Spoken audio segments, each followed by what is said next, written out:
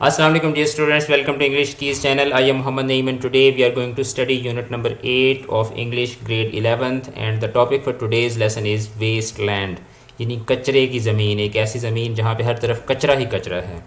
तो बहुत प्यारा लेसन है और बहुत इंपॉर्टेंट और बहुत सीरियस सब्जेक्ट मैटर उठाया है राइटर ने। So let's start the reading.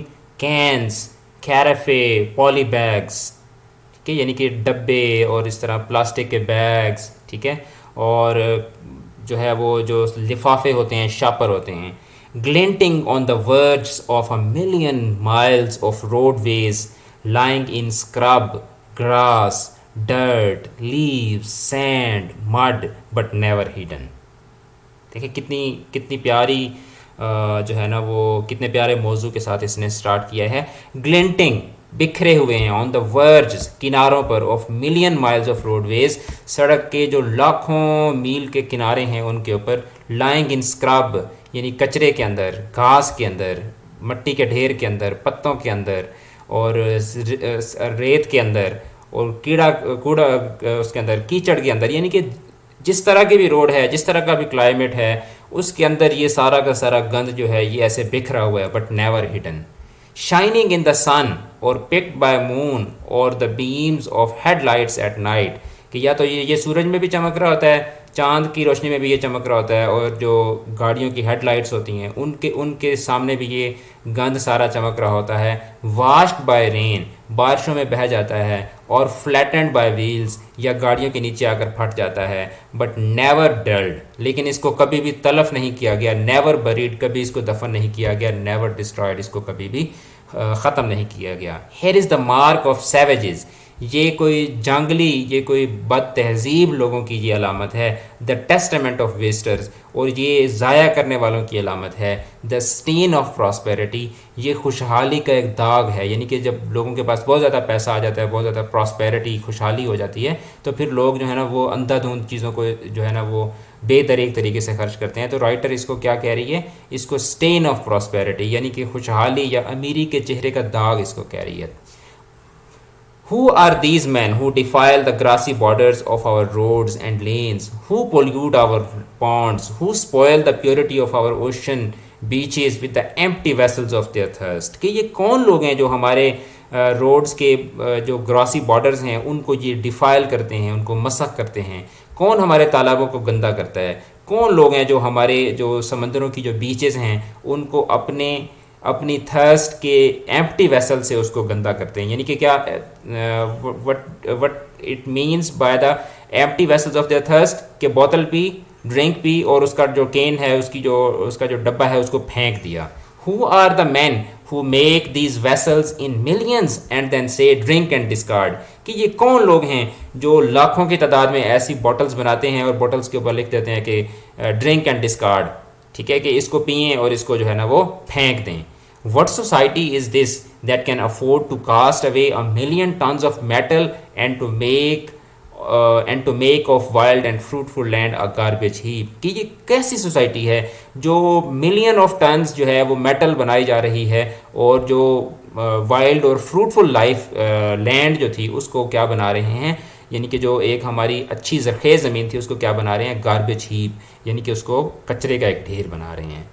What manners of men and women need 30 feet of steel and 200 horsepower? 30 feet of steel and 200 horsepower, ये गाड़ी, यानी कि कौन से लोग हैं जो चाहते हैं कि 30 फुट की स्टील की गाड़ी हो और 200 हॉर्स पावर की गाड़ी हो, to take them singly to their small destinations, कि इतना बड़ा गाड़ी का स्ट्रक्चर हो जिसका सिर्फ क्या काम हो कि वो उनको छोटी छोटी डेस्टिनेशंस, कि यहाँ से मस्जिद तक जाना है, यहाँ से शॉप तक जाना है तो भी गाड़ी के ऊपर बैठ के जाना है। तो ये कैसे लोग हैं? Who demand that what they eat is wrapped so that the forest are cut down to make the paper that is thrown away, and what they smoke and chew is sealed so that the sealers can be tossed in gutters and caught in twigs and grass।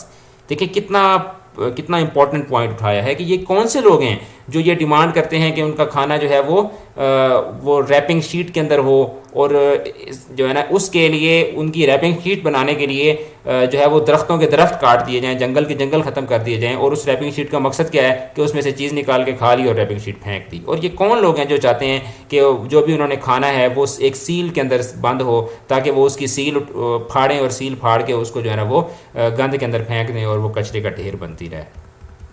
What kind of men can afford to make the streets of their towns and cities hideous?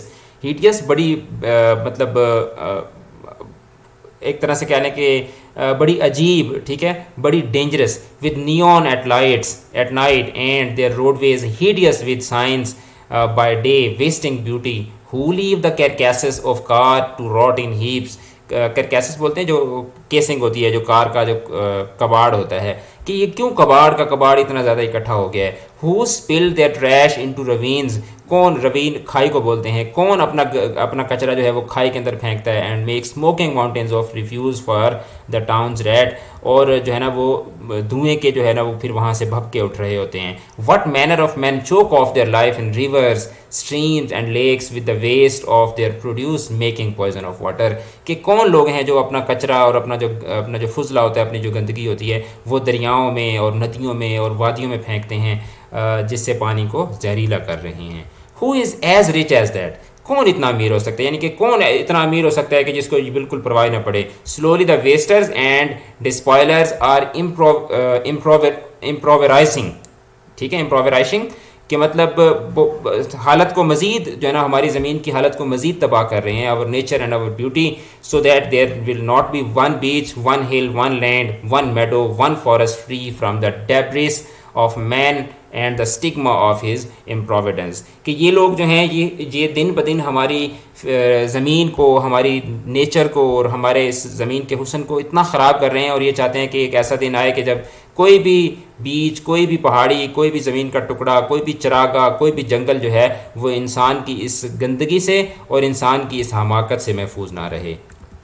Who is so rich that he can squander improvidence, wealth of earth and water for the trivial needs of vanity or the compulsive demands of greed, कि कौन इतना अमीर है कि जो इतना ज़्यादा बेवकूफ़ हो सकता है कि वो महज अपनी ख्वाहिशात की तकमील के लिए और अपनी जो उसकी गैर ज़रूरी जो डिमांड्स हैं उनको पूरा करने के लिए, यानी कि अपना लालच पूरा करने के लिए वो ज़मीन के हुस्न को मसक कर दे, और so prosperous in land that he can sacrifice nature for unnatural desires, के या कौन इतना खुशहाल हो सकता है कि जो अपनी अननेचुरल डिज़ायर्स के लिए जो फितरत का हुस्न है उसको सेक्रीफाइस कर दे। The earth we abuse and the living things we kill with, in the end take their revenge, तो ज़मीन के साथ हम जो ज़्यादती कर रहे हैं आखिर में ये ज़मीन हमसे बदला ज़रूर लेगी। For exploiting their presence we are diminishing our future, क्योंकि हम इस ज़मीन को तबाह करके सिर्फ ज़मीन का ही नुकसान नहीं कर रहे बल्कि हम अपना भी मुस्तकबिल तबाह कर रहे हैं।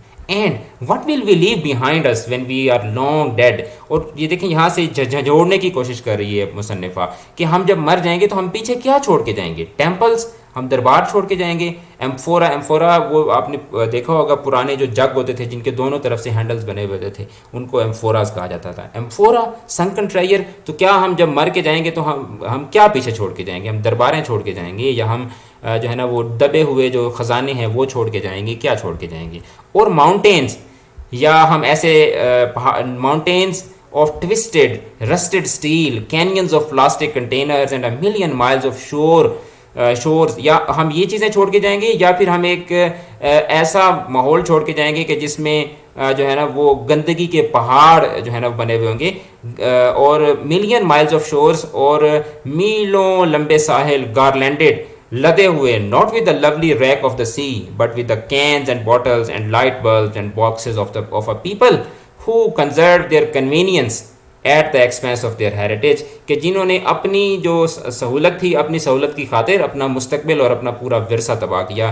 and whose ephemeral prosperity was built on waste, और ऐसे लोग थे कि जिनकी जो आर्जी लज्जत थी, ठीक है, एफिमेरल प्रॉस्पेरिटी, आर्जी लज्जत was built on waste, गंदगी के ढेर के ऊपर तामीर शुदा थी।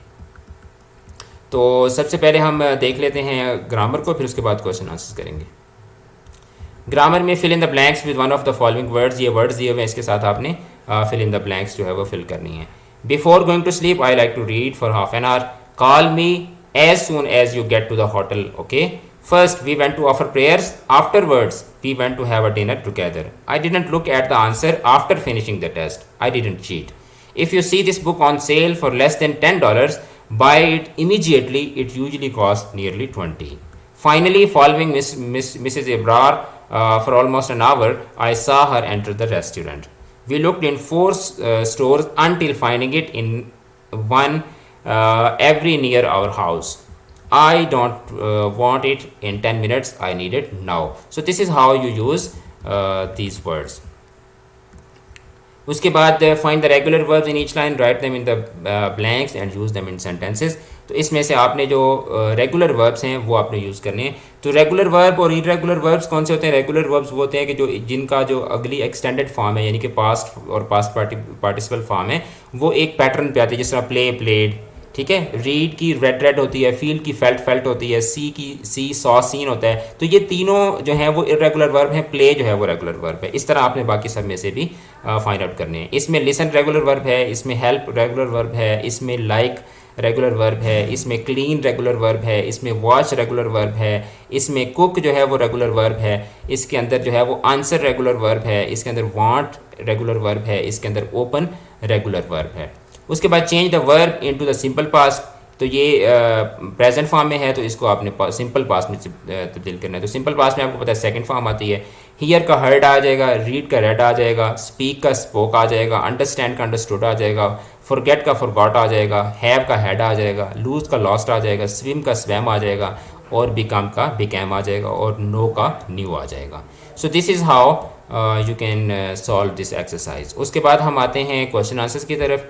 क्वेश्चन आंसर्स में हमारे पास there are 6 questions. Question number 1 is that what is the thesis statement of man's essay wasteland. कि इस ऐसे की थीसिस स्टेटमेंट क्या है, कि एक सिंगल लाइन में अगर आप इसको एक्सप्लेन करें तो वो क्या होगा. The thesis statement of this essay is that so called civilized people are polluting their planet and leaving a bad horrible legacy behind them. Question number 2 is that how many example of waste does Manes cite? What do they have in common?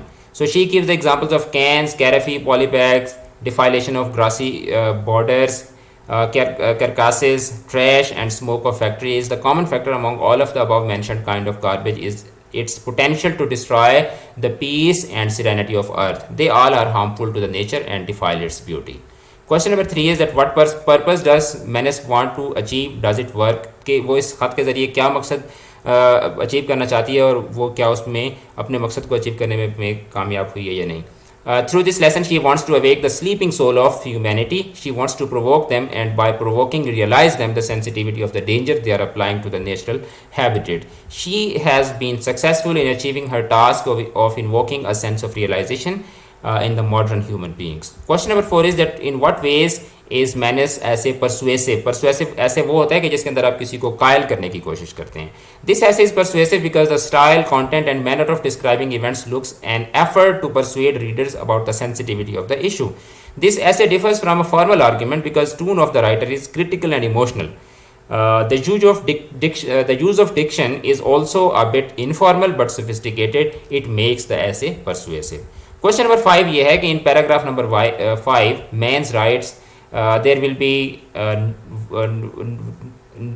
B no beach, there will be one beach and one hill, one meadow and one forest free from the debris of man and the stigma of his improvidence. It is an accurate statement or exaggerated. This statement is accurate and reality based. We can see around in our surroundings that people are polluting the environment badly. People even do not hesitate to throw their litter and garbage on the roads, public points, parking lots and historical points. They visit a beautiful and clean place, celebrate their party, eat and leave the garbage here and there. The writer is 100% right in her statement. Question number 6 is that who is man's audience?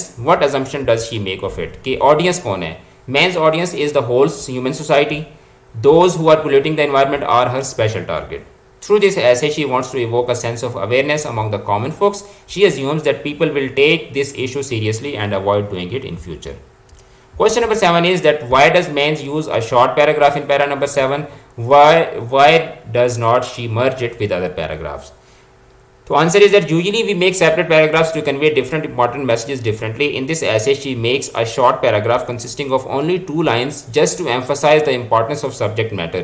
She wants to convey that this situation is alarming and very dangerous. Question number 8 is that is man's argument based on emotions or factual evidence? Illustrate. So the answer is that man's argument is based on factual evidences. She talks about different ways of polluting the environment and mentions the things very explicitly and categorically. However, her way of expression is emotional, and by using an emotional tone, she wants to let others realize the sensitivity of the issue. So these are the question answers. आज हमने chapter number 8 किया है. Next lesson में इंशाल्लाह हम chapter number 9 को cover करेंगे. अगर आपने चैनल को सब्सक्राइब नहीं किया तो चैनल को सब्सक्राइब कर लें और बेल का आइकन दबा दें. और अगर आपने पुराने लेक्चर्स नहीं देखे तो आपको इस चैनल के ऊपर चैप्टर नंबर 1 से लेके चैप्टर नंबर 22 तक पूरी बुक का सोल्यूशन मिलेगा. Take care of yourself. अल्लाह हाफिज़.